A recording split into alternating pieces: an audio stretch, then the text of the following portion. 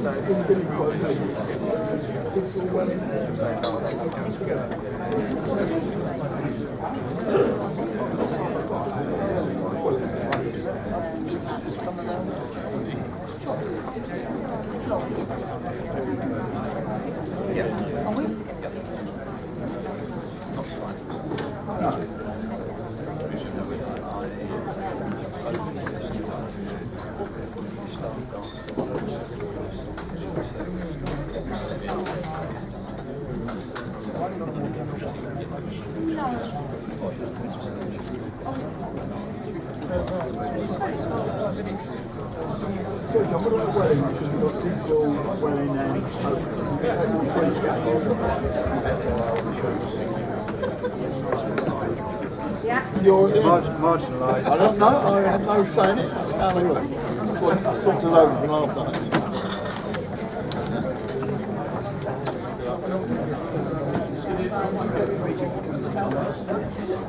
Well, that is the problem all local authorities have got at the moment. There's a little bit of swaps is going on as well. We had a meeting of HIP, and all the authorities said they've got problems with staff. Well done for being attracted. They've given up the pension because there's such a big difference. But it was agreed that we all thought it was right to try and grow our own.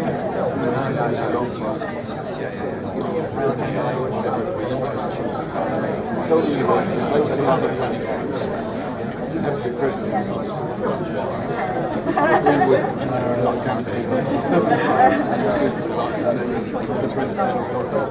guaranteeing 3 years employment.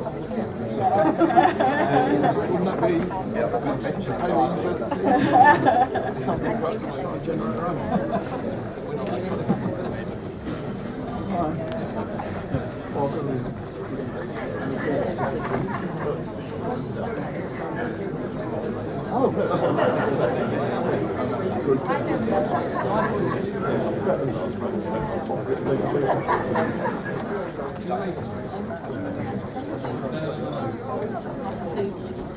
Oh, I know, yeah. Oh, yeah.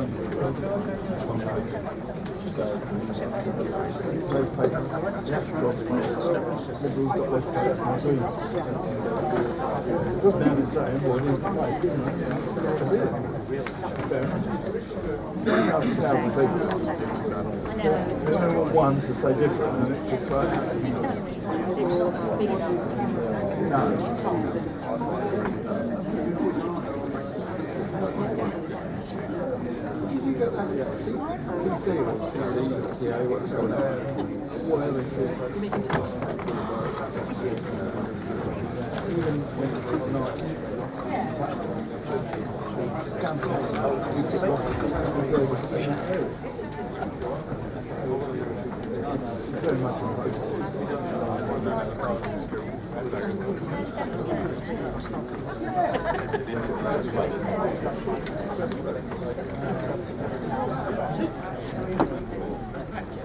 I've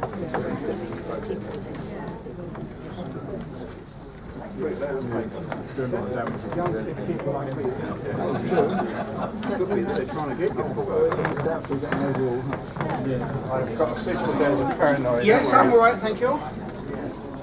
Yes. Good. I see a lot of notes. You've got some last week. Did you listen to it? Because it was on YouTube. You can listen to it on YouTube. They put it up on which is good for us as well as other people. I think it's about time, as we said. Architects in Wellington, trucks and wheels. Yeah. Yeah. They came to this symposium today about growth in architecture. And she got up and said, "Oh, you've got to consider how it's done properly." Coming into a place near you.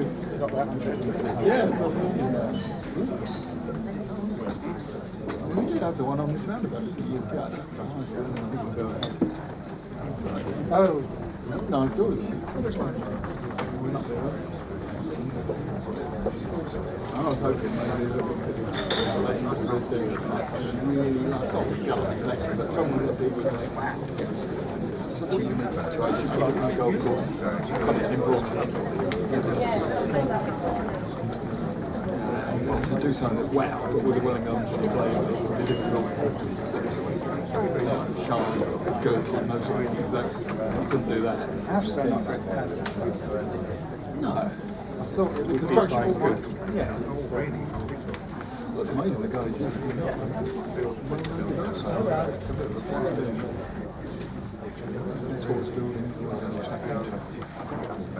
That one new one in the city works. Well, is that the one called Cheese Break House? And that's the It might be a walkie talkie. It's supposed to look like a rain. No, I think it's supposed to look like a rain.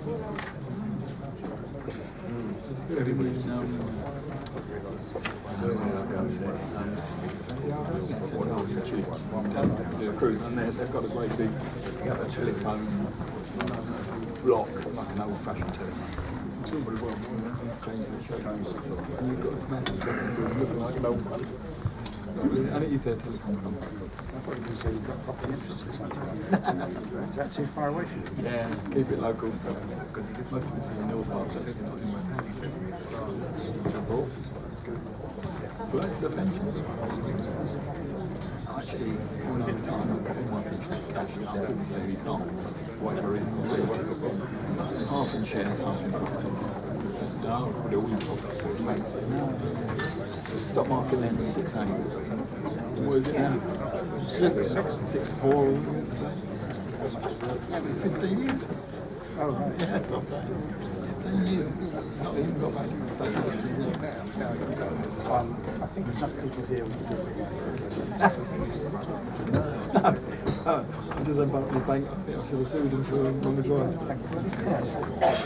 We sent this up to the time. We thought this was a really Yes, good news story. because someone's defeated it now. Well, yeah, but I mean, they never get used to it.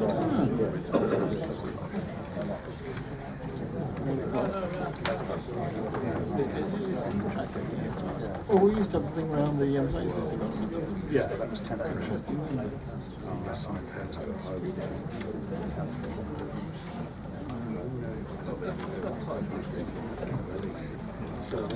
And so, did you think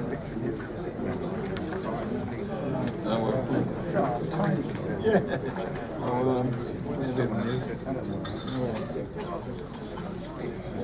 You know where that house is?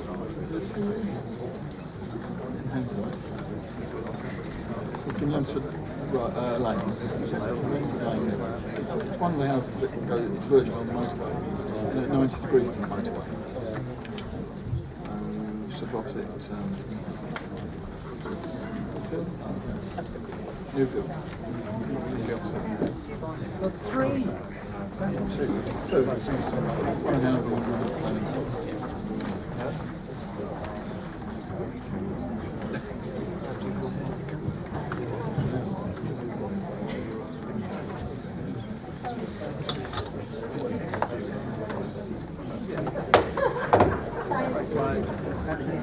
The appointed hour has arrived, so I think we should get started. Welcome to this evening's meeting, which is the Cabinet Housing and Planning Panel. And can't hear. Get nearer. Get nearer. I'm nearly swallowing the microphone. Anyway, welcome to this evening's meeting, which is one of a series being held by the Cabinet Housing and Planning Panel to handle the preparation of the district plan. Before we get started on the business, there are some admin matters which I think should be dealt with, as there are so many people here tonight. Firstly, fire escape routes. The two routes are the door to the left of the screen and the routes that you came in, and the assembly point is at the back of the large rear car park. Toilets on the landing, and will everyone please ensure that telephones have been switched off. I would also like everyone to be aware that this evening's proceedings will be filmed on behalf of the council, and the camera is at the bottom screen. And by law it can be recorded both by film, audio, or by anyone who wishes so to do. The officers and members cannot avoid being filmed or recorded, but if any members of the public have some aversion, please cite yourselves so that you aren't caught by that camera. Now we'll move on to the published agenda. Everyone's here, so there are no substitutions, and therefore there are no apologies. The minutes of the meeting that was held on the 25th of September were circulated last week. Is it agreed that they are a true copy of the proceedings? Thank you.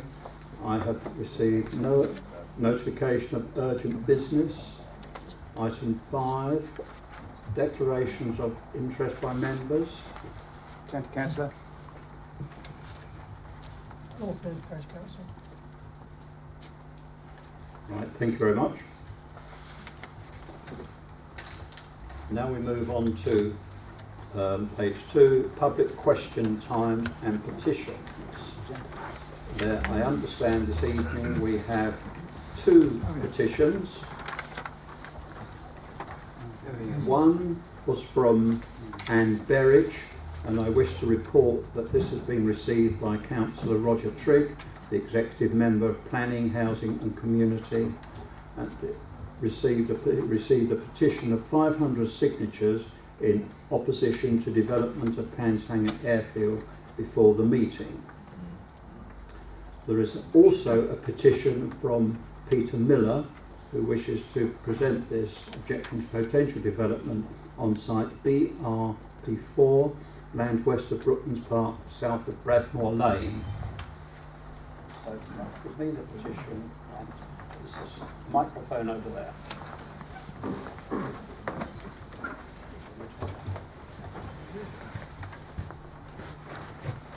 Good evening. I'm here tonight to represent the residents of Water End, North Mims, and to present this petition on their behalf. We really can't hear. Speak very close.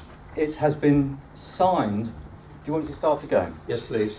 I'm here tonight to represent the residents of Water End, North Mims, and to present this petition on their behalf. It has been signed by all 30 households in Water End and is supported by the Welwyn Green Residents Association. The petition has been created to highlight the flood risk to Water End that is posed by the potential development sites around Welwyn Green, Brooklands Park and further afield in neighbouring Hartsmere, which are all in the Mimshall Brook catchment area. Water End is located entirely in flood zones 2 and 3 alongside the Mimshall Brook. This petition voices the very real concerns we have on not only the cumulative flooding impact from these proposed sites, but in particular the additional flood risk that would be generated by the development of site BRP4, which is the largest and nearest site. Water End is only half a mile away to the west at the bottom of the Mimshall Valley slope. Through the winter months, BRP4 can contain a large volume of standing water, which drains gradually over time into two tributaries of the Mimshall Brook. Our community exists on a knife edge with regards to flooding, and with a predicted increase in extreme weather events, we are absolutely opposed to any development that could exacerbate the flood risk, no matter how small. In addition, the 300 dwellings proposed for BRP4 would result in a massive increase in traffic on the single-track road through our quiet hamlet, as it would be the most direct and convenient route to the A1M and M25. This would destroy the character and tranquility of Water End, which is enjoyed not only by the residents, but numerous walkers, joggers, horse riders and cyclists. We would urge the panel to consider the various points raised in this petition. Thank you. Thank you. Now we'll move on to public questions. The first question is from Ed Hanson. Yeah, talk about it. Good evening, ladies and gentlemen, members. I've just got the one question, it's fairly short.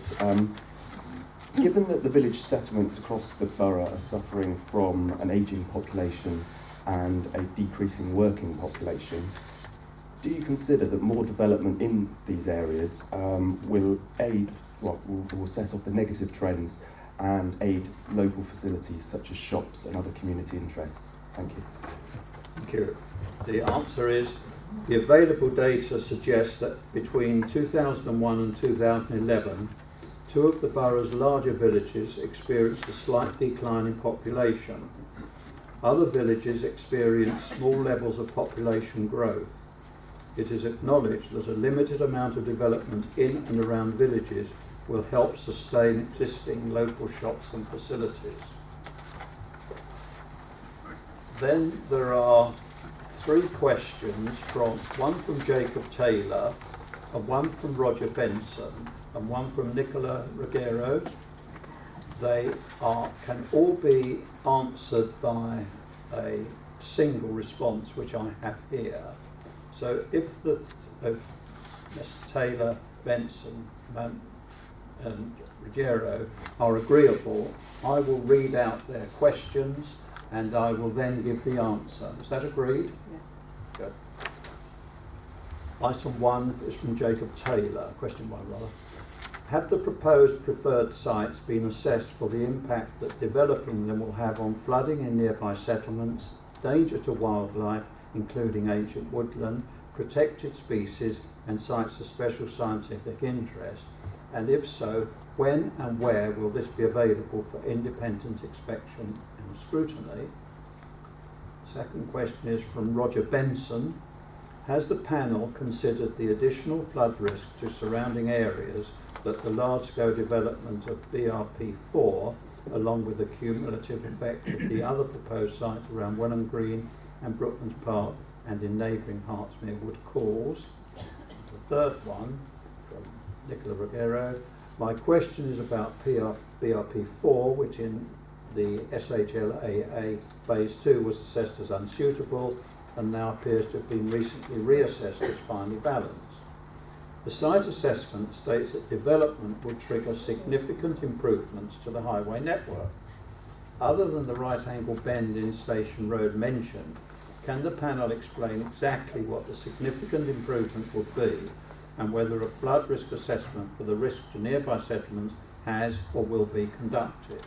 And the response is, the committee report sets out whether or not a site is located within an area at most risk of flooding, whether it is subject to any nature conservation or heritage asset, or whether it adjoins such sites. The committee report is a public document. An update of the Strategic Housing Land Availability Assessment, Phase 2, will be published on the Council's website later this year. This lists sites currently being considered with an assessment of their suitability.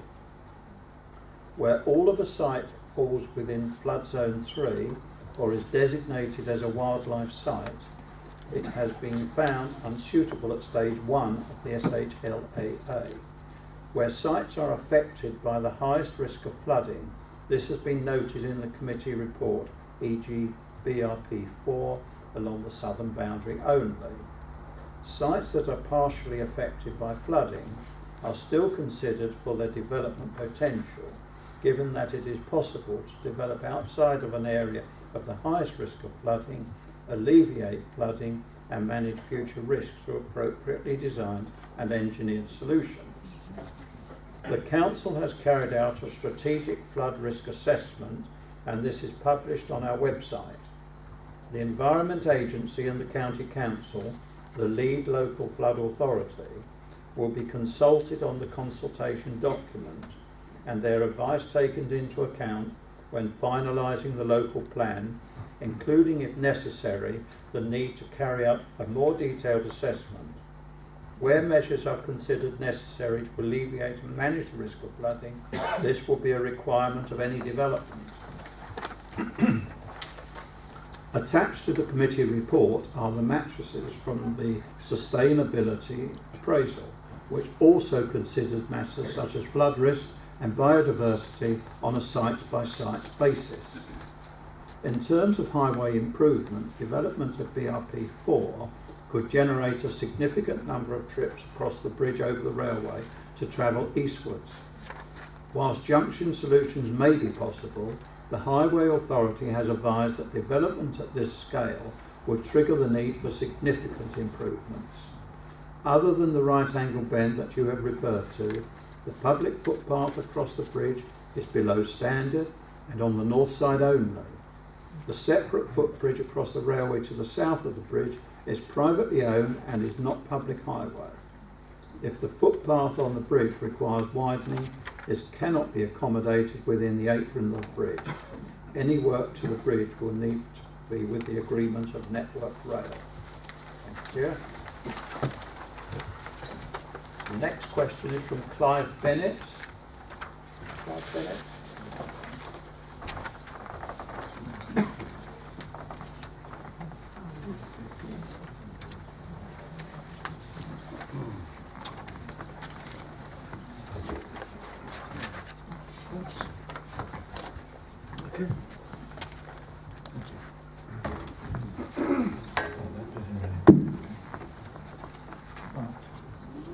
Good evening, ladies and gentlemen. My name is Clive Bennett and I'm here on behalf of the North Mims District Greenbelt Society.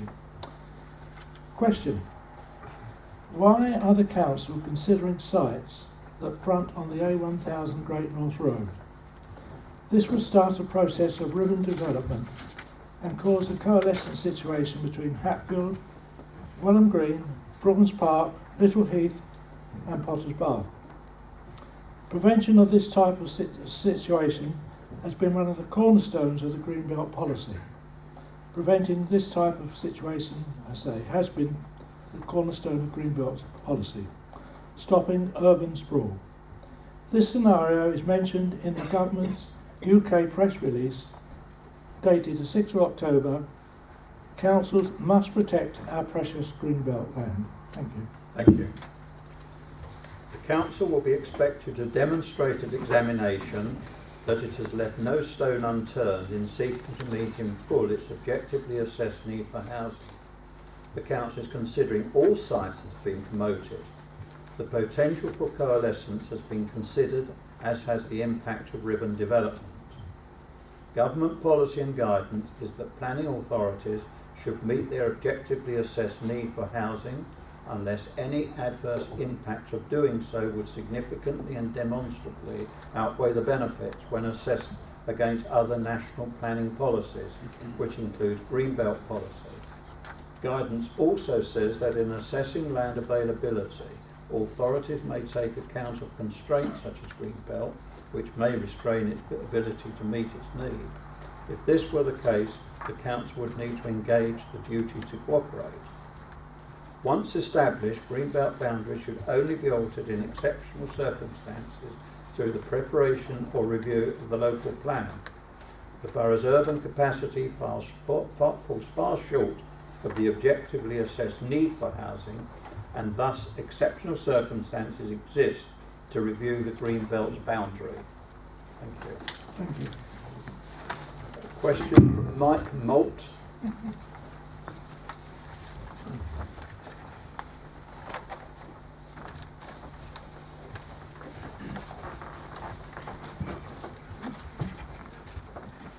you, Chair. I'm Michael Moult of Moult Walker, representing the landowners of Well 1, Well 2 and Ormer Green 3, where we and our clients propose major public benefits as well as new homes.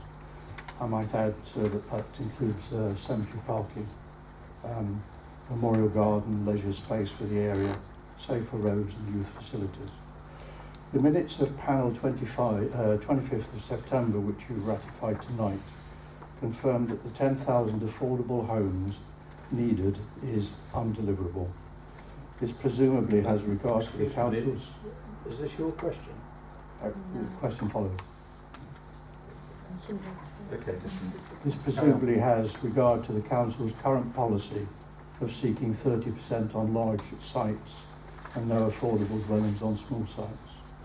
My question is this: would the panel consider increasing the affordable homes percentage to 40% in its evolving local plan on any Greenbelt sites released to accelerate redress of provision of homes for those who cannot afford market homes in this area of high values, including children of local families, nurses, teachers, police and firemen, and care workers who work in this district? Given your thankless task of having to look at Greenbelt releases, this would go some way towards assisting local communities who are entitled to expect more planning gain in exchange for shrinkage, however small, in their local Greenbelt. Thank you. Thank you, Chair. The need for affordable housing is recognised as a significant local issue. However, the council cannot set policies that would render development unviable. The council's evidence base, specifically the Development Economic Study 2010, indicates that viability across the borough varies. The emerging core strategy reflected this evidence with variable on-site delivery requirement for affordable housing of 25%, 30% and 35%, and with thresholds of 15 dwellings for the towns and 5 dwellings for the villages, large villages. The evidence does not generally support a 40% policy requirement for affordable housing. The council also needs to consider the need for and cost impact of future infrastructure requirements. There are no proposals to increase the affordable housing requirement through policy. Okay.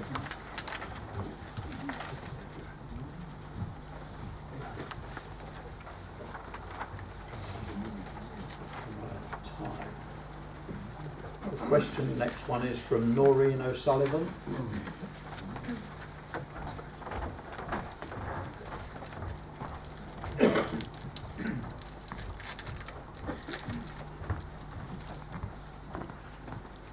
Good evening. Given that more than 80% of Welwyn Hatfield is Greenbelt, and Eric Pickle's recent proclamations in the press that the Greenbelt will be protected, have the council challenged the housing quota on this basis? Thank you. The council did draw the government's attention to the implications of the draft MPPF and the need for each local authority to meet its housing requirements in full, which would result in a potentially significant erosion of the Green Belt. In a county heavily constrained by Green Belt, it is inevitable that some Green Belt will be needed to achieve acceptable levels of growth. CHPP 15/9/2011. The objectively assessed need for housing is a technical exercise that cannot be influenced or constrained by land availability, planning policies or designations which may affect the suitability of certain sites. This is the council's starting point.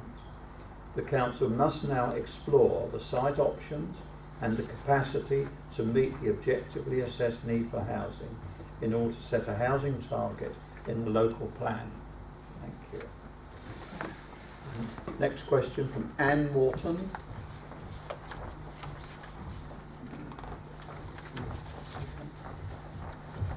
I don't think the Parish Council is Not here. so you can read it, please. I'll read it out then, shall I? Can the Borough Council assure North Mimms Parish Council that they will accord with the principle that there will be no north-south development in the parish in order to prevent coalescence of the villages? And the answer is, the council must explore all promoted site options and the capacity to meet the objectively assessed need for housing. The potential for coalescence has been considered.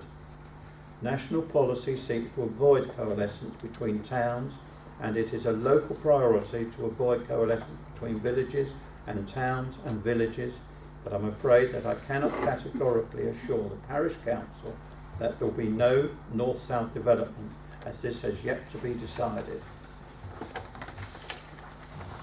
How are we doing? I'll do one more question and then I think we must break off and there will be written answers. The next question is from Denise Dixon.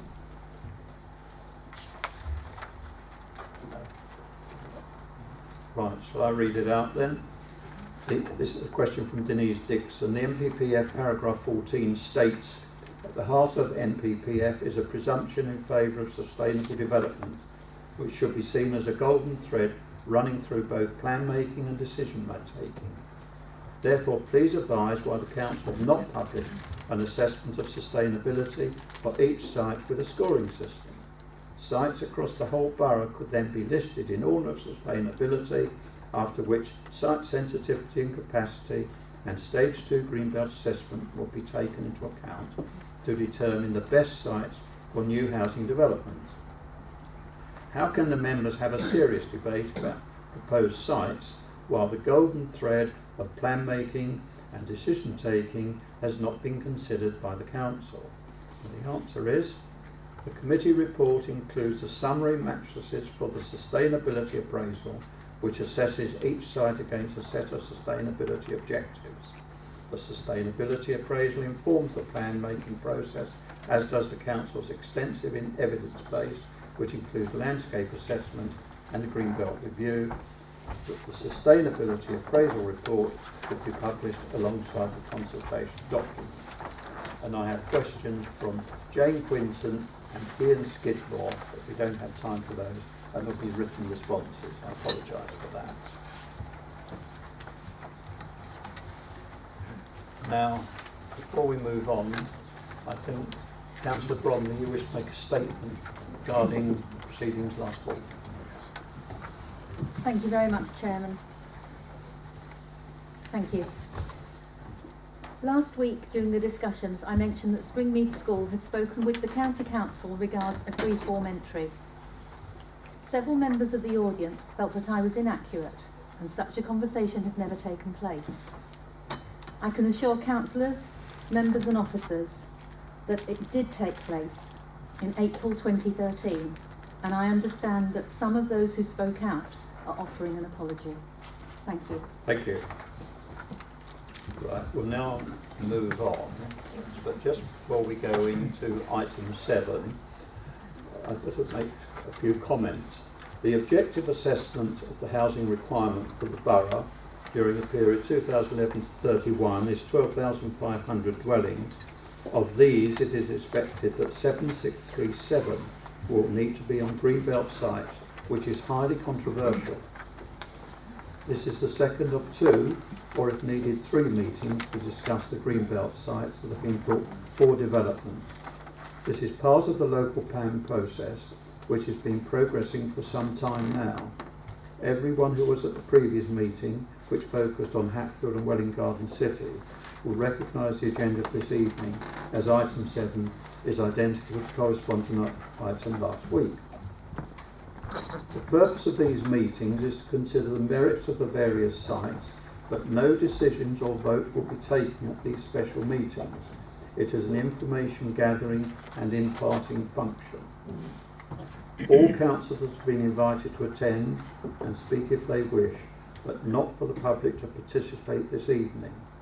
There will be opportunities later when the proposals go out for public participation early next year, and it is most important that people then participate in what will in due course be major decisions that are necessary but will not be universally popular.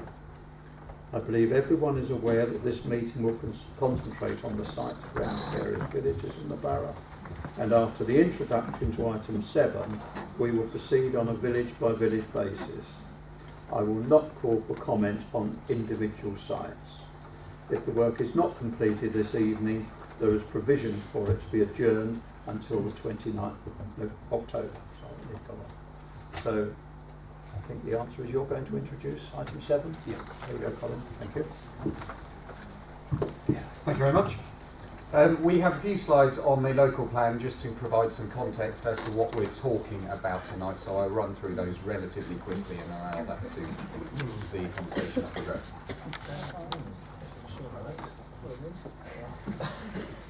A local plan is a document that sets out a vision for the future of this borough. It will ultimately contain strategic policies, growth targets in terms of homes and jobs and other issues, site allocations and development management policies to help determine planning application. It will decide where and when development should take place and also which areas will be protected from development. The lack of a local plan creates the risk for planning by appeal, whereby planning applications are submitted, we don't have a plan by which to determine them, and we have to use what evidence and material considerations are available, and there is a much greater risk of those going to appeal and potentially being granted on appeal.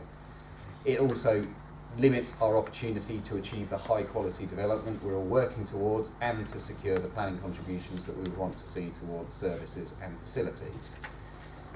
A local plan, council through the preparation of a local plan has a responsibility to seek to meet its objectively assessed development needs for homes, jobs, infrastructure and other facilities needed to support that development.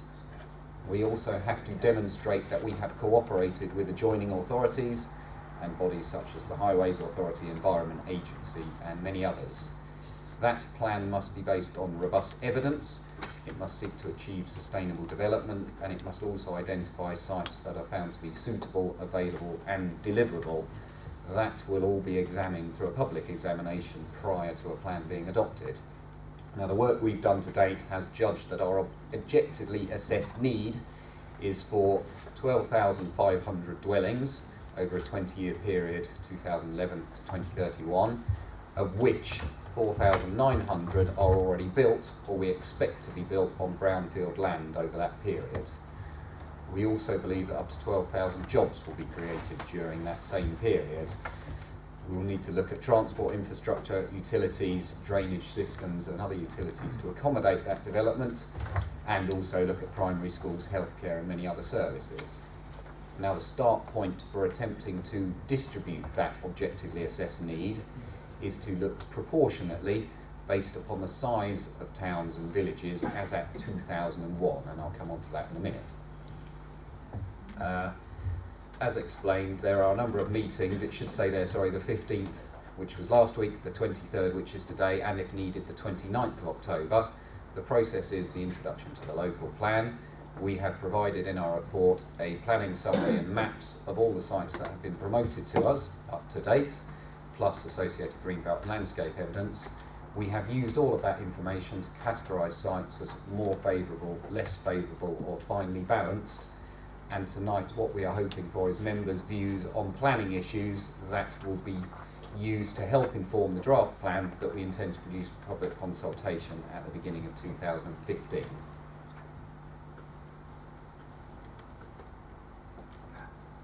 And as you can see, this table also appears in the reports. It lists the villages that we are talking about tonight. It indicates their housing stock as at 2011, and it then says, on the basis of an objective need of 12,500, what their share of that number would be in the third column.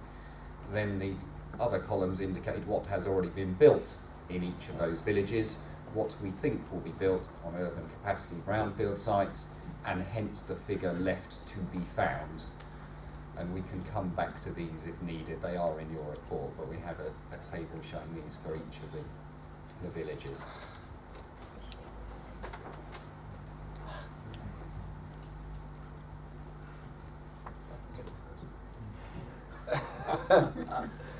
stuck, I'm afraid. I do apologise. Comes under Royal North.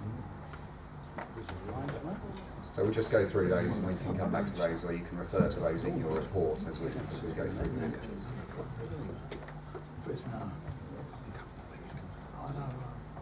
Outside the village envelopes, as well as North Street. I think I'm going to have to go use the laptop. Sorry, apologies. If you look at the schedule, see 250 that was to accommodate someone. The timetable for producing this document, as you can see, we are in the CHPP process in October. On the 13th of November, we intend to bring to this panel further evidence, particularly relating to transport and infrastructure.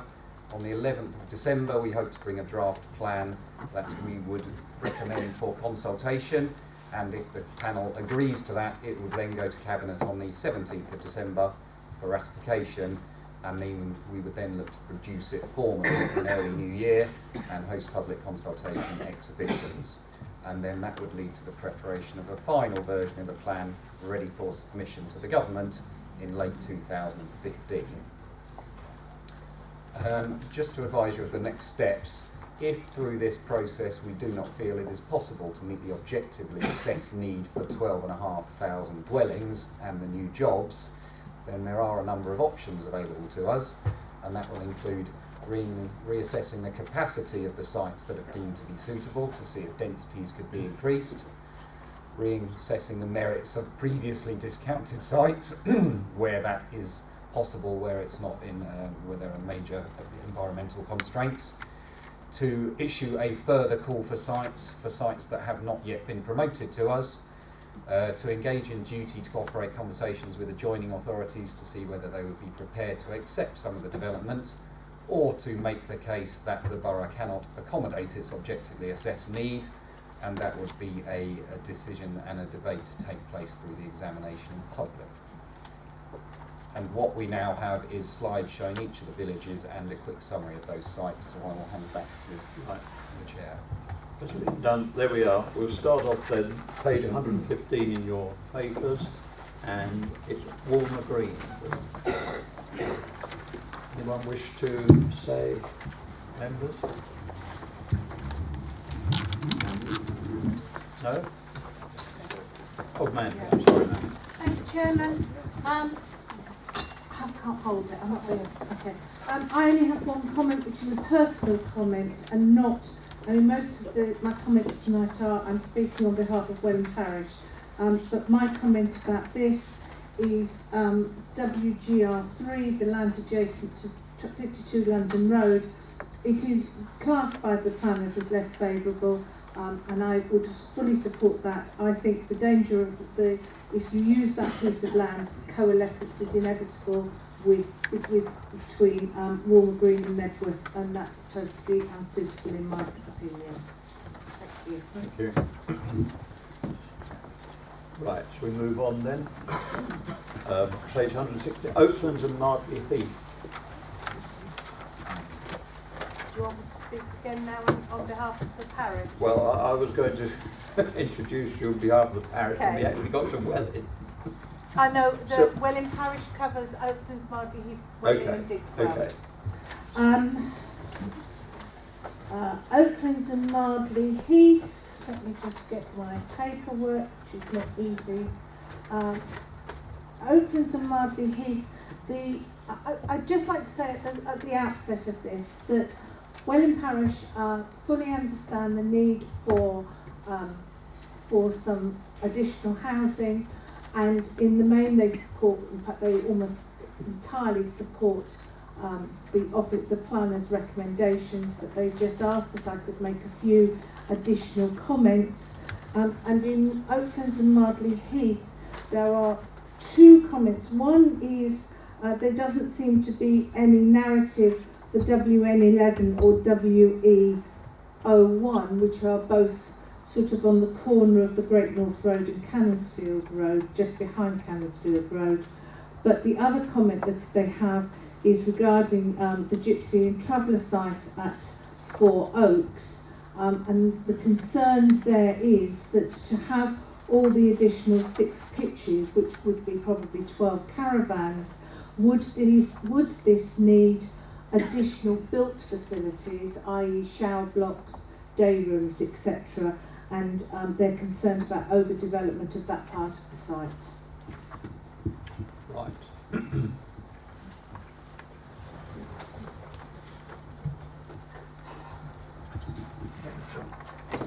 Welwyn, Do you want us to come back?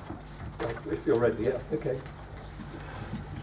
In terms of the Gypsy and Traveller additional pitch capacity, then it would need to be accompanied by the normal essential facilities that you get for each pitch. That would be a Okay. concern. And in response to the first question about WN11 and WE01, they are both sites within the urban area, and our report has focused on greenbelt sites. Okay, we thought that was the case, but as they were on the map, we thought we ought to ask the question. Right. John? Sorry. Yes. Thank you, Chairman. In regards to the, as just been mentioned, the traveller site, although this is not officially, as of yet, a proper traveller site, the local residents who have come to me have pointed out that we are very lax, we've been slow and unhelpful in enforcement of what there is there at the site at the moment, and their concern is that if we have more sites or pitches put on this site, and the fact that it become an official site, it would just grow to all proportion and nothing would ever be done, because we're certainly not doing anything about it at the moment. As ward councillors, we have to an uphill struggle every time we want something to be enforced, and it's become quite a problem in our area. So what I've got to say about the traveller site. No, we'll make notes of that and investigate the situation. Yeah. Welwyn? Oh, sorry, it's difficult to carry on, Mandy. All right, okay, thank you. Welwyn Parish, one of the things they would have liked to have seen would be combined numbers for rural north and Welwyn, and in that way the figures could be aggregated. The main comments that they have in regard to Welwyn is Welwyn 1, Well 1, the Kimpton Road proposal. This would be an urbanisation of a semi-rural part of the village. There's concern about coalescence with Codicut, problems with traffic already on the Codicut Road, damage to the entrance to the Minram Valley, and also there are potential flooding problems there. Well 2, again there's flooding issues. There's no connections to any built area. Both of those are considered by planners as to be less favourable, and so that's supported obviously by the parish. And the only other comment I think there is in Welwyn is the well 11 at I think it's well 11 at 50 behind 15 the Vineyards. It is written down there that this could only be developed if the access was through the Danesbury estate. There is no way at all that you could have additional access on that part of the Codicut Road, because it's the most dangerous piece of road probably in Welwyn, certainly in our part of the world. Right, thank you, Mandy. Margaret? Thank you, Chair. I agree with everything Mandy has said and the Parish Council, especially with a view to Welwyn 1 and Welwyn 2. There are many of these suggestions that would work and would introduce sustainable development. Certainly 3 and 4 would work, and Welwyn 11, provided, as Mandy said, it comes out onto Carlton Rise and not the B656. Welwyn's a beautiful village full of character and charm. We must build a few more houses, but not to the point where we totally destroy what people love about living there. To keep adding urban sprawl onto rural areas creates traffic problems on roads that were built for stagecoaches and horses and weren't designed to cope with the increased volume. All the B roads in Welwyn access the A1M and are at capacity during rush hours, in particular the B656, which joins Welwyn to Hitchin and is used as a rat run every day to access the motorway from all the villages that adjoin it. So any development that increases the flow of traffic onto that road must take into account any developments that nearby borough councils are planning, because there's no way this road can be made wider. Building houses further and further on the outskirts of the village mean that people can't get to anywhere without driving. So we have to look at transport links. The village itself is at capacity for parking, and a site would have to be found for another village car park to cope with the volume of people needing to use the shops in the two main streets. The main option for commuters wishing to travel north or south is Welwyn North Station, the car park of which is currently inadequate, with on-street parking in the vicinity only available from 11 a.m. Or they can drive on the A1M. An alternative would be to drive to Welwyn Garden City to pick up the same train line, but in the rush hour, those roads are blocked. So parking, commuting and transport are major significant items, and all building must take this into account. We also have to think about the fact that the QE2 changes mean that access to proper hospital facilities for everyone in the whole of Welwyn Hatfield limited to the Lister in Stevenage. The ambulance service does a pretty good job considering the pressure they're under, but problems of accessible major emergency healthcare for a proposed building increase to 12,500 homes cannot be ignored. Just one more item. The key word in all of this, for all the people here I think, is village.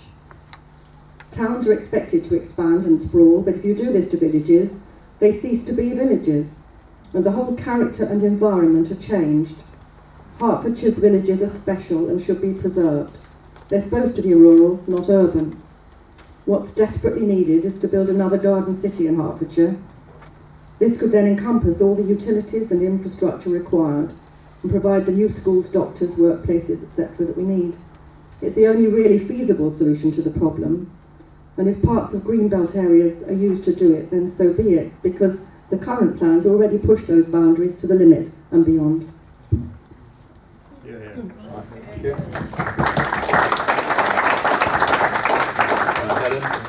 Sorry, Chairman, I would just like to say that I know there is great concern from residents in Walmer Green, Oaklands, Mardley Heath, that they're going to coalesce from Oaklands into Walmer Green, into Nebworth, and they'll just become part of Welhat, Stevenage. Can you note the changes and where the boundaries are? They're very concerned about coalescence. Helen? Thank you, Chairman. I note the comments that have been made. It was interesting that some of the comments were saying how that increasing the housing, of course, can support the local infrastructure and the shops and everything. However, also what was touched on was about a new garden city or a new town. Two things are very different. Can the officers tell us what has been done in regard to investigating this? You may recall, although it's a little while ago, back in 2009 when we published the Issues and Options consultation document, the prospect of a new settlement was considered in that document. However, it was not at that time considered to be a viable proposal because no sites had been proposed which were large enough to form a new settlement. In addition, work subsequently carried out by ERA looking at the prospects of a new settlement across the East of England region also concluded that within Hertfordshire there were no reasonable options for a new settlement at that time. Subsequently, we've had a number of sites put forward to us, but none of which have proposed a new settlement. You will be aware that the local plan has to be based on sites which are deliverable, and in the absence of any such proposals, it is not something which could be consulted upon in the next version of the local plan document. Thank you. Thank you. Yes? Make a general point, not specific to any of the villages here. I'll get it out of the way now. A bit earlier on in this document, page 29, I think, there's a list of sites that were put forward but have been rejected, and a number of those sites were rejected because they weren't adjacent to an existing settlement boundary. Now, I can understand why we've done that, because I guess we've got problems of infrastructure, consumption of open space, and the risk of coalescence. My problem, I guess, is that those same problems will actually occur in spades with some of the edge of town settlements we discussed last time, Hat 1 and Hat 2 in particular, but also I guess the Welwyn Garden City sites. So I'm a bit worried that we may not have been totally consistent in the way we've rejected some sites. And the danger is if we've rejected things a little prematurely prior to consultation, we might have boxed ourselves in. Now I know that the sites that have been rejected will be far from ideal, but the problem is, because of the housing target we're likely to go for, and because we don't have the option of a garden city probably, we don't have the luxury of seeking an ideal solution to this. All we can do is croak for a least bad solution. And I think maybe in that context, and with the desire to try and achieve proportionate development, it may be worth re-looking at some of those sites to see if bringing some of them forward might not be a less bad solution than overwhelming the edge of our towns.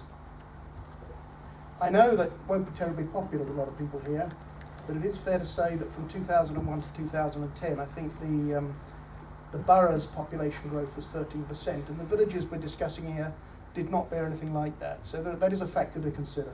Thank you, Chairman. Probably shut up for the rest of the meeting. Right, shall we move on then? Can I? Oh. Yeah, I had a general point as well.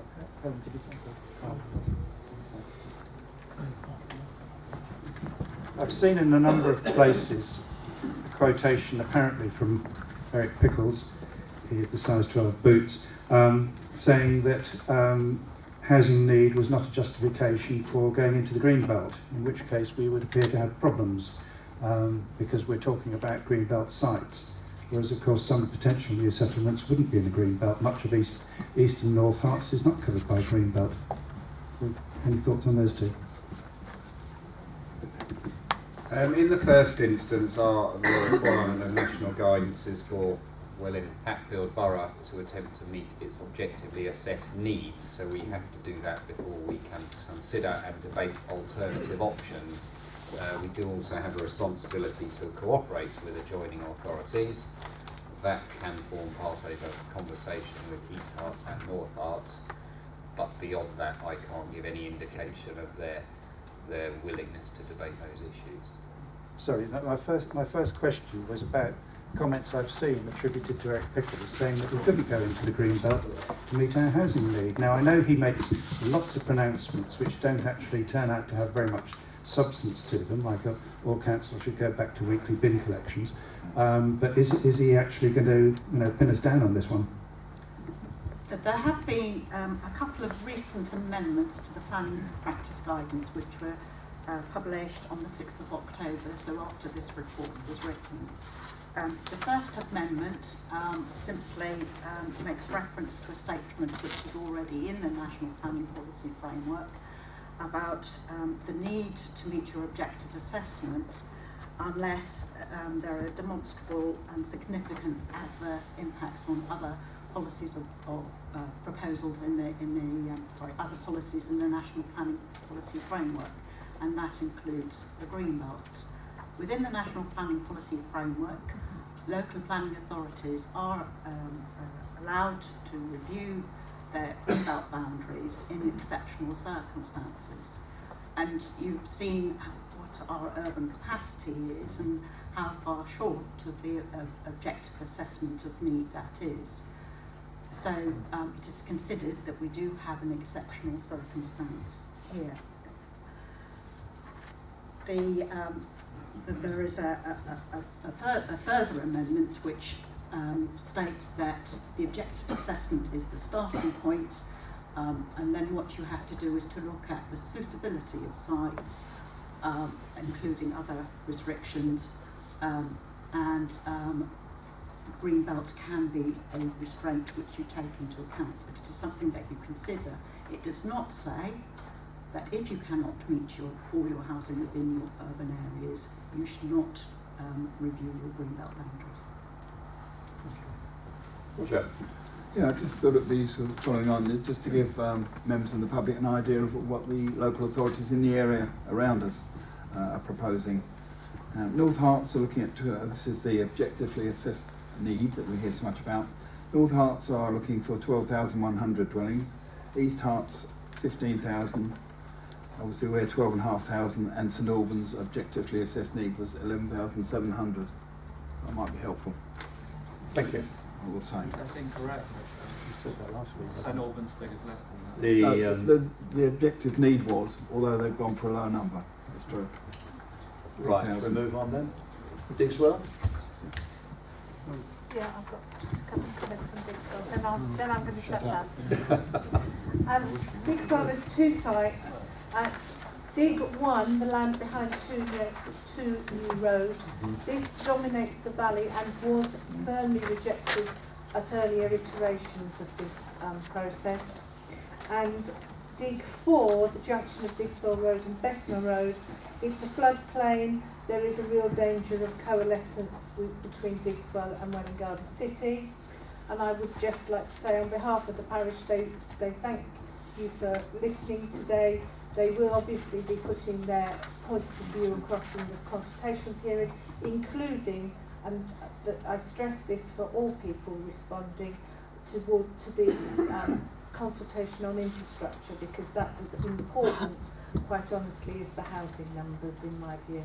Thank you, Chairman. Thank you. Yes, Chairman, thank you. As ward councillor, the people that contacted me have pointed out with Digs 1 that obviously the number of cars that will go out, much as a highways problem, the number of cars that will go out onto a very small road at the time. And the whole point of putting the safety measures in along the new road some years ago was because of the flow of traffic. I'm bringing this up because this is the concern of local residents.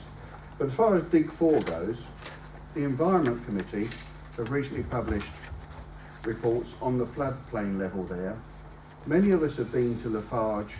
Some of us went 10 years ago where they said that in the future this area would flood, and last year was a good example of that.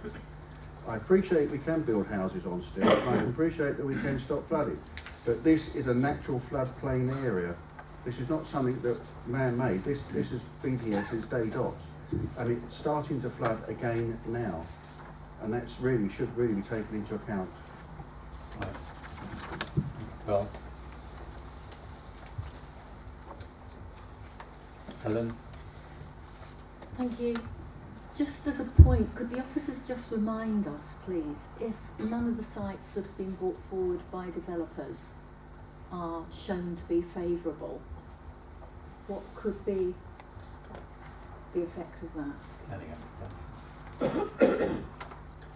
Do you mean in terms of identifying a proportionate Well, distribution? if a for that developer's settlement? brought forward a site and we're finding it less favourable, so we don't put it into our local development plan, where could that person that has brought forward the site go? Could the developer do? Could the developer do it? Make a planning Put a planning application in anyway?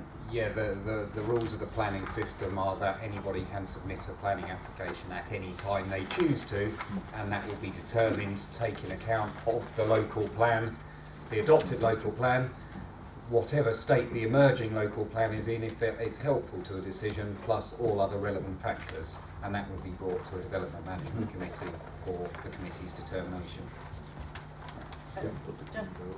Just to add to that, the other, it's not really a change in the planning practice guidance, but there's an additional reference to the situation when you're considering a planning application in the Greenbelt, and the fact that unmet need for housing in the Greenbelt does not outweigh the harm to the Greenbelt and other harm, and would not constitute very special circumstances.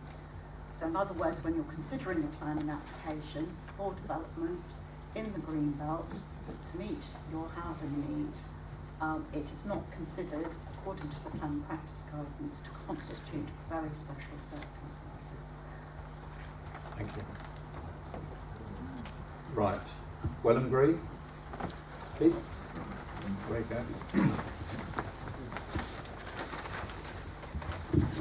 Thank you, Chairman. The planned development sites for Welwyn Green are all on greenbelt and floodplains. And according to recent media reports, our winters are going to get wetter, which will have a dramatic effect on Welwyn Green if the sites are developed to their full proposed capacity. If the development of 300 houses on BRP4 were to be accepted, it would have a greater flood effect on the Mimshell Brook, which in turn will have an effect on the Water End section of Welwyn Green. Water End is a small, historic, semi-rural ribbon development running alongside the Mimshell Brook. It is a hamlet of 30 dwellings, including 5 Grade 2 listed buildings situated 0.5 miles west of BRP4 in the Mimshell Valley, and is currently awaiting a decision on a proposal submitted in 2013 for a designation as a conservation area.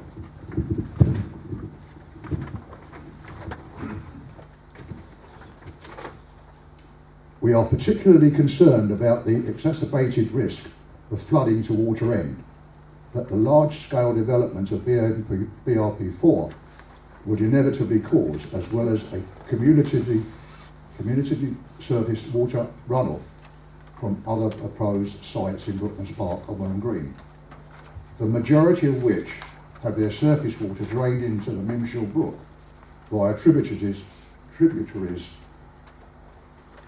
Ray Brook, i.e. Wise Lane, and the unnamed Welwyn Green Brook, both shown on the Environmental Agency map, page 1. Thank you.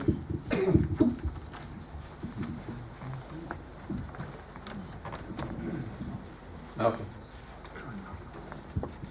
Yeah, two concerns as far as I'm concerned. One, the encroachment of WG6 towards Brooklands Park, added to the potential northern growth from Brooklands Park on BRP12. It would close the gap to a very small area. And also concerned about developments on Marshmoor.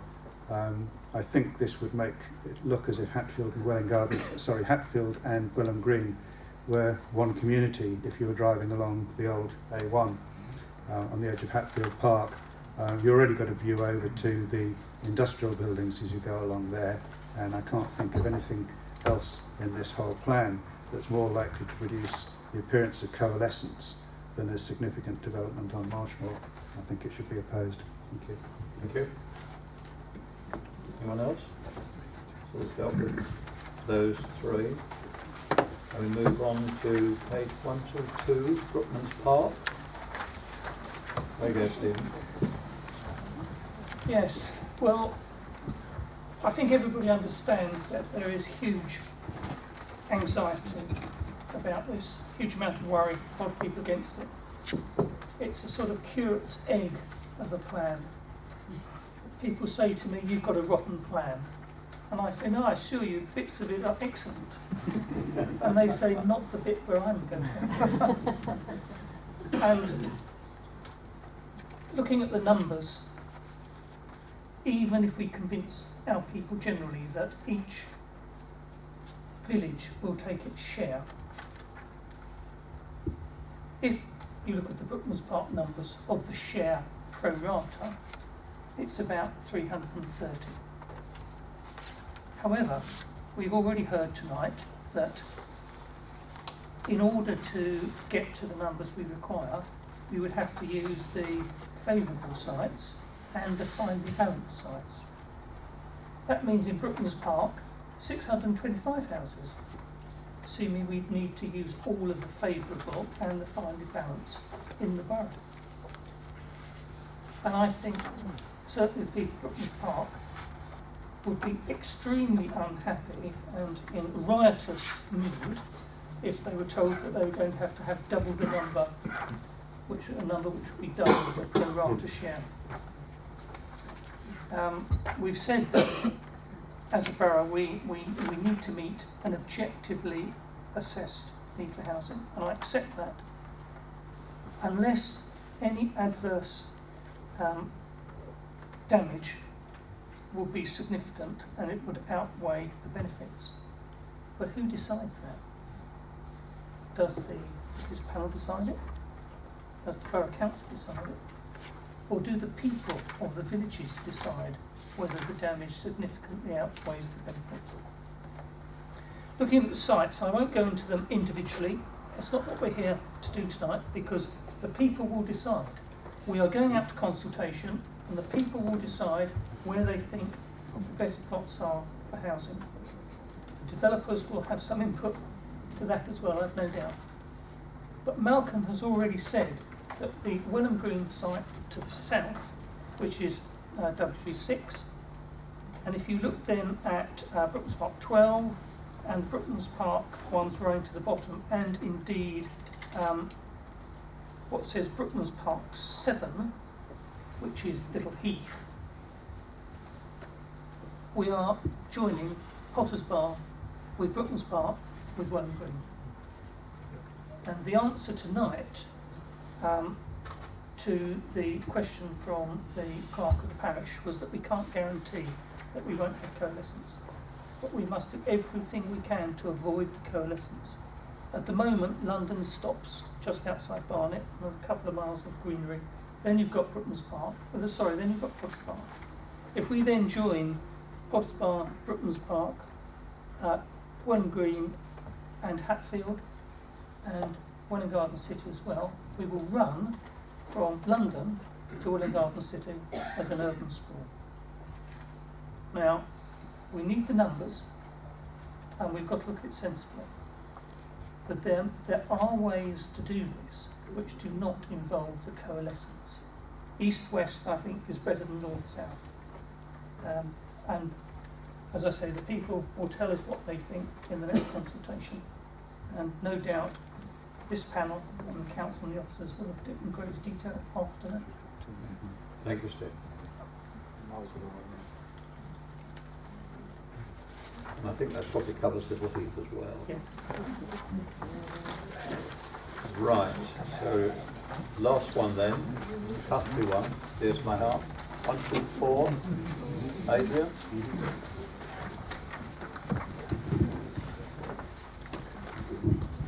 Thank you, John. I think as a general point, we'd all agree that the housing numbers we're coping with here, 12,500, are frightening. And no matter what we do, it's going to be difficult. But I'd just like to land on that number for a second, and the fact that it's a forecast. Forecasts on many topics turn out to be very, very wrong when just a few years roll by. And I think I'd just like us to dwell on the fact that the numbers of dwellings we're seeking at 240,000 per annum equates to the number of immigrants we currently receive. The political consensus now is that we are to reduce immigration. Therefore, that's going to have an impact on forecasts that have been put together under the current approach. So I'd just like to throw that in as a thought, because I think we overcook this and end up concreting over much more greenbelt than we really need to. So it's a simple point. So regardless of what we decide we must achieve, we know that an increase of over 25% in any community is going to be painful and difficult to absorb. However, the point I'd really like to make, and it really reinforces what Sandra mentioned earlier on, that the impact of such a sizable growth on our villages could actually completely destroy the character of these remaining gems in our borough. I think we'd all agree that the villages are far more delicate and vulnerable than our towns in terms of what disproportionate growth could do to them. So in recognising this, I would therefore hope that we could put some value on trying to keep our villages as gems to be proud of and as somewhere for residents to aspire to within our borough. So applying this to Cuffley, which is up on the screen, I was only giving it time to arrive, that's all. What we see there to the west of Cuffley, that huge orange-brown slab, is the area that covers the scheme that's recently submitted by Metropolis, which I think all councillors will know about, and a few others. But it's that area there, Cuff 5, which is, if you look at that big slab, not the top piece, but the middle piece, and there's a little piece at the bottom. So, on its own, that sort of juts out from the boundary, does a jagged edge, and then swings back in and eventually comes down to meet the road at the bottom. If anybody thinks that looks anything like natural growth on a village, you know, then I know absolutely nothing about planning, and I know I'm only a layman, but I can see that that is not right. And I've referred to it before as more akin to a parasitic growth on the edge of the village rather than anything resembling natural growth. The residents have spotted that as well, and they've responded in huge numbers, and I think it's possibly the biggest number of objection letters we've had to an application. There's only 2,000 houses in Cuffley, but there are now over 1,100 letters of objection, which I think is phenomenal. What they're worried about is, of course, that if that peculiar lump was given permission, then you get the domino effect. And it's up on the screen there plainly to see. The site above it would follow, and the site below it also. The existing protrusion there, proposed by Metropolis, we can't see it on that map, actually reduces the green belt gap between Cuffley and Northall, the next village, by 25%. That's a huge tranche to cut out. And just looking at that green belt for a moment, lots of people know there are 3 levels of contribution to the official green belt purposes: significant at the top, partial, and limited, or no contribution at all. The Greenbelt assessment states that the contribution level of this patch, the west of Cuffley, is significant, that's the highest level, on 2 of the 5 counts, and partial on another 2. So you don't get much better than that, I think. I don't want to run into the details of the objections to, I know we've heard fine detail on some others, but 1,100 letters contain a lot of the detail on that site, which would cover the whole of that slab. For instance, to get up from the road to it, the road rising up to it is more a ski slope gradient.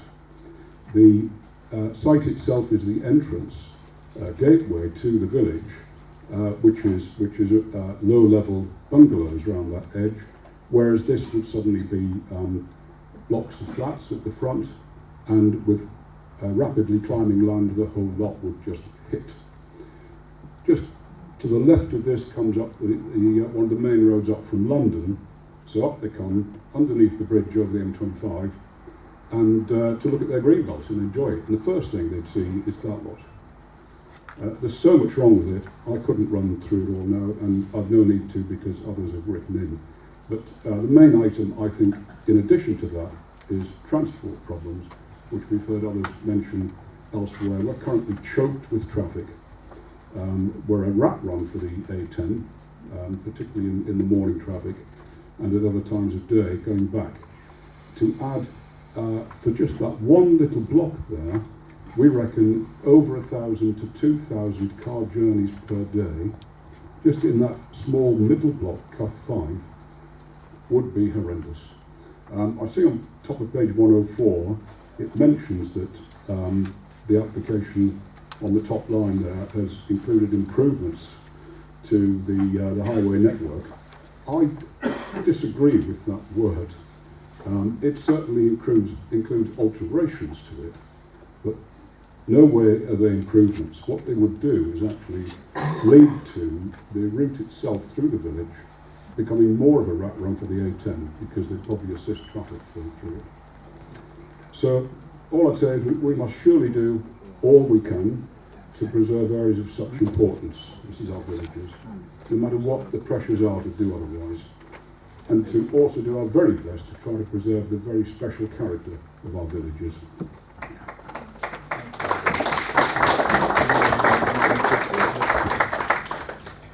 Anything else? Just one point to take at issue. I agree with most of what my colleague has said. I think, though, we need to be careful not to assume that just because we shouldn't overwhelm the villages, that the towns aren't in the same boat.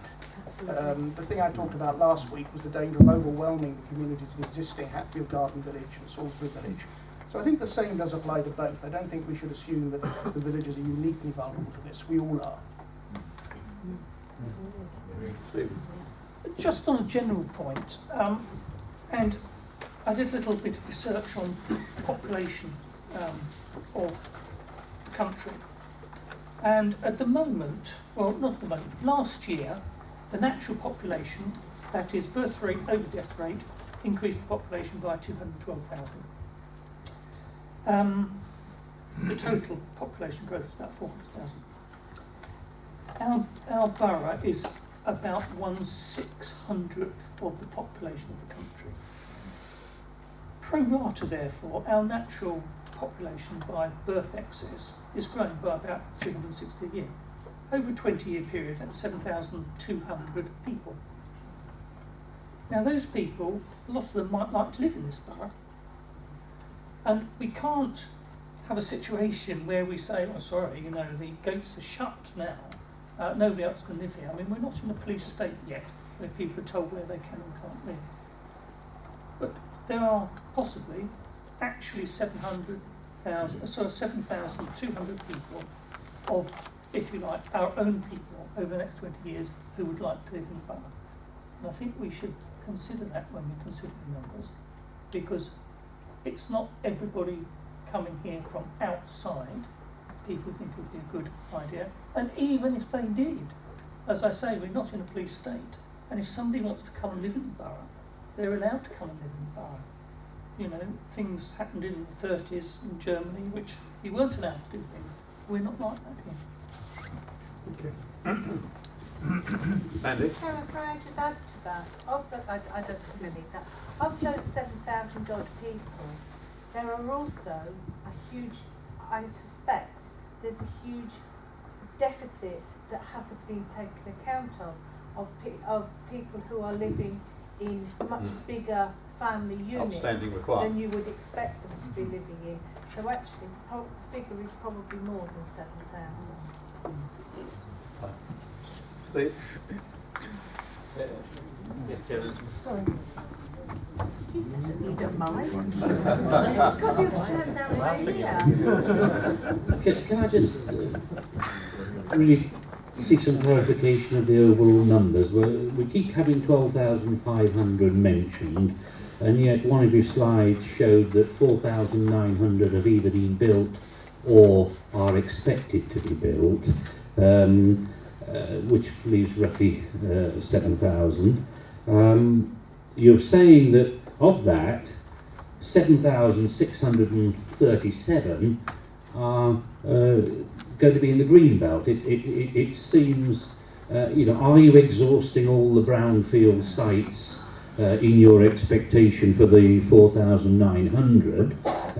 Are you definitely looking hard enough? Is it easier to build where you can see blue sky and green fields than it is the difficulty of having to clear maybe a site that might have been contaminated, etc., etc.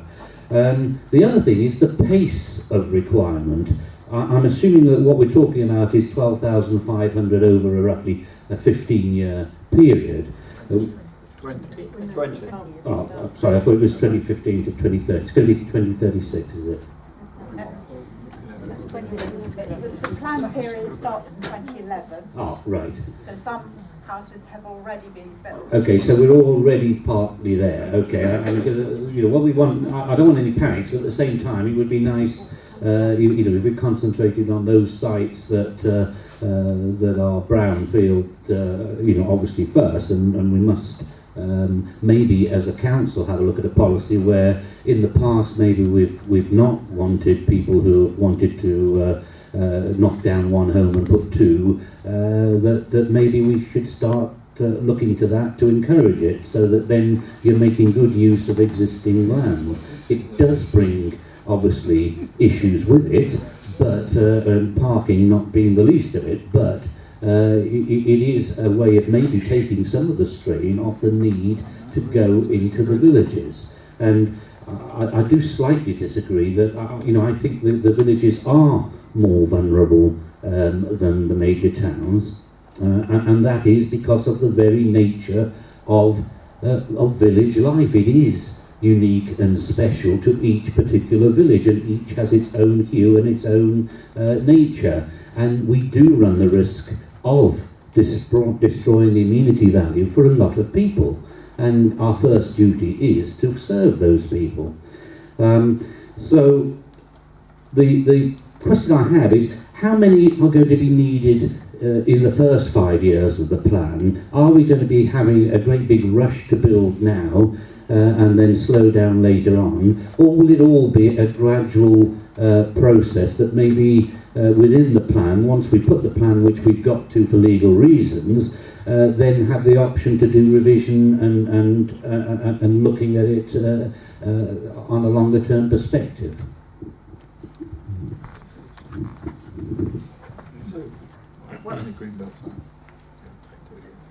As you're probably aware, because I think you sit on the Development Management Committee, the council needs to ensure that at any moment in time it has a 5-year supply of housing sites available for development, and therefore what you would expect is that approximately 625 dwellings per annum would be built every year. But of course it doesn't happen like that, and it very much depends on the market, and the market will deliver at the rate the market wishes to. In terms of have we exhausted all supplies of urban capacity, we do update our assessment of urban capacity every year. We do write to landowners and ask them to update their assessment of when sites will come forward and to update their assessment of capacity on those sites. So we do try and explore every single possibility. In terms of density standards, the density assumptions are based on what members have found acceptable in the past in terms of maintaining the character of areas and ensuring that the design of development fits in with the character of the area. If members wish us to look at higher density development, then we could certainly do so, and that would increase capacity within the urban areas, but it might also result in an increase of smaller units which may not meet the full range of needs of newly forming households, because if all you're providing is small flats, you're not making provision for new families.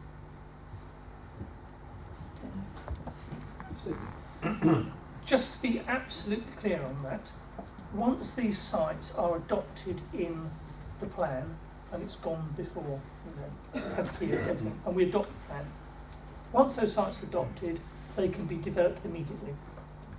What we can do in the plan is phase development. So we would look at, if we are looking to release greenbelt sites, we would look at the individual nature of those sites, how long we think they would take to come forward, and that would be a conversation with the landowner, with the developer and their view on the site, and also other issues such as the provision of infrastructure to support that development.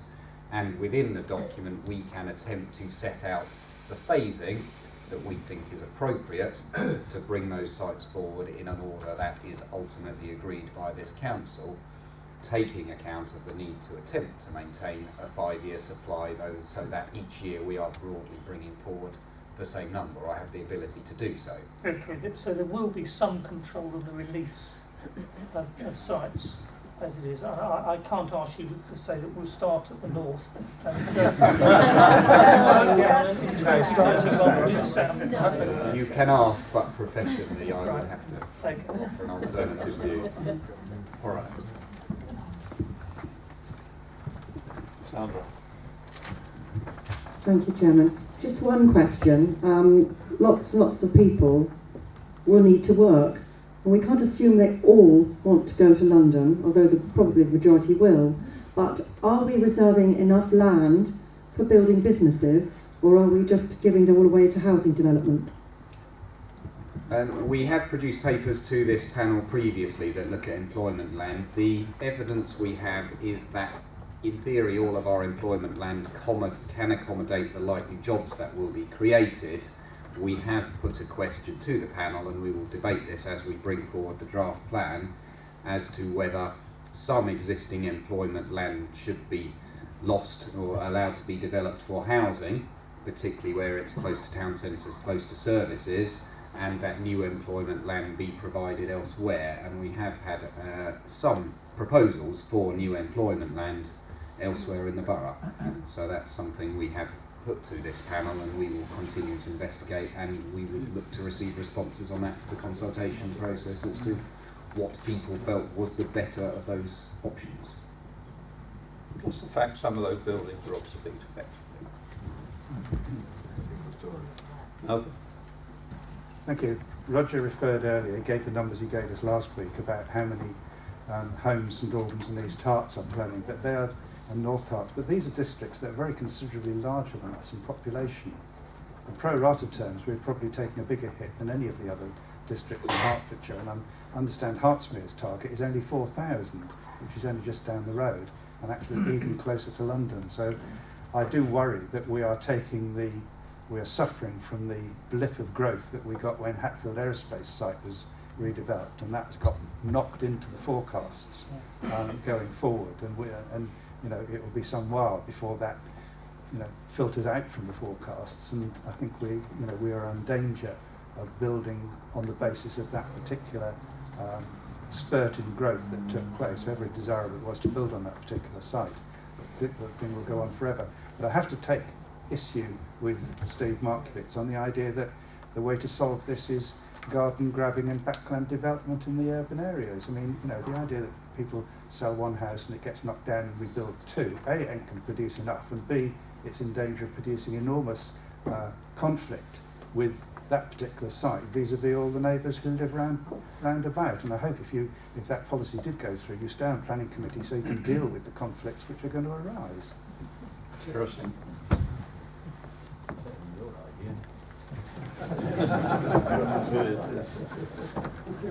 Thank you, Chair. Obviously, we've gone through a number of different village sites tonight, and they all have their own individual concerns, but some of them, those concerns map over to all of them, in fact. And what I find most concerning out of these individual concerns is the flooding, because everything else will be a concern, but it can be glossed over or remedied to some extent. But that to me would be the most extreme danger to building flood areas.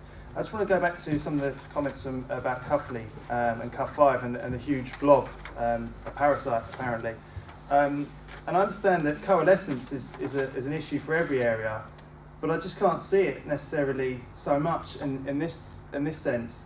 If you compare that, and I don't know if you've got the slides, to Hat 1, if Cuff 5 is a parasite, then I don't know if Hat 1 is a monster, because that used to be a village.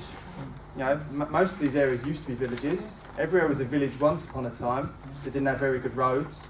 You know, I think things do change, and it's not always what we'd want. But if you look at Hat 1, that coalesces to Welwyn Garden City. So what are we saying? You know, we're happy to have some big, huge super city. And of course, if you have that, then the danger is that will coalesce all over all of you.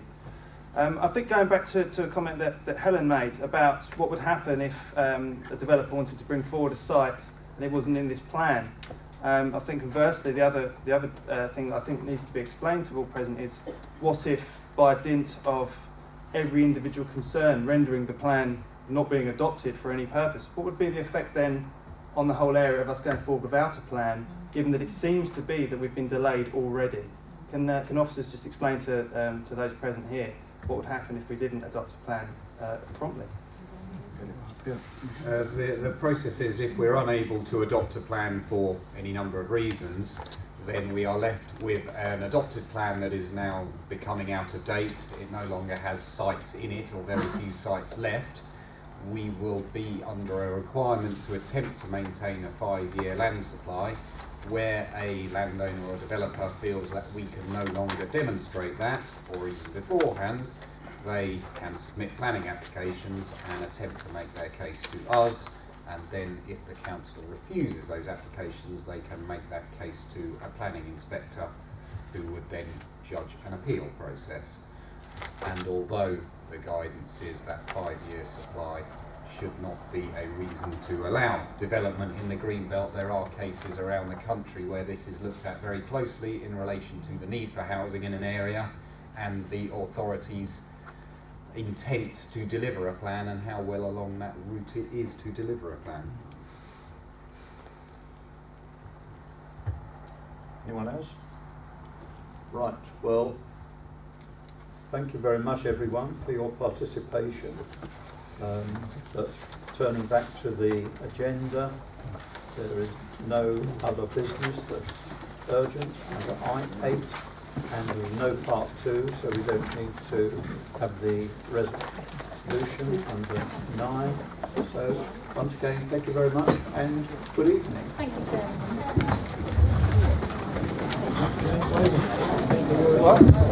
In favour. Thank